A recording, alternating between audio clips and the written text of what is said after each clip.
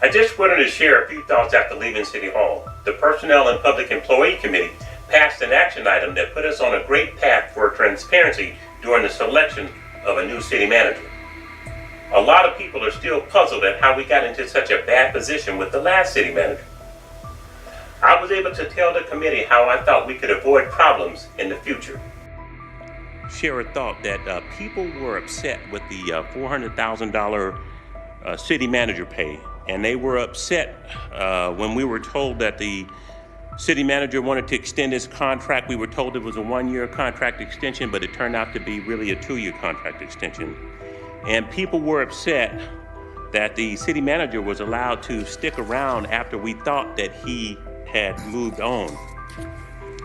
And so the origins of these problems flow from some authority. Somebody had to create them. They need to be addressed during this selection process. And I think this body should develop a city manager contract so these things don't happen again. Thank you. Later, I was able to share my thoughts on how our city could better address our massive domestic violence problem. And I think with regards to domestic violence, we need someone to step up within the city, on the council, to take a leadership role. But one thing I'm going to do right now is to propose that the city do a weekly citywide domestic violence report, the same way we do a weekly homeless action report.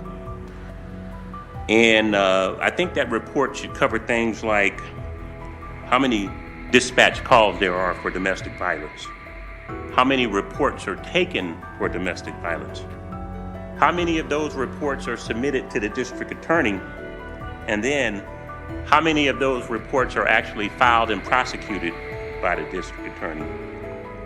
And if the district attorney is not pursuing those cases, maybe they can describe to people or tell us why. Is it a matter of insufficiency on the part of the police reports that are being submitted to them? Or is it just a matter of the volume of those reports that are coming in and perhaps the district attorney can't handle it?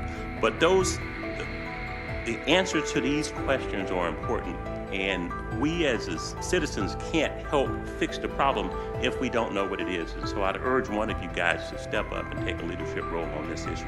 Thank you. We're juggling a lot of problems in the city, but we have to be able to do several things at once. I'm hopeful because there appears to be some sincere, fair-minded members on the council this go around.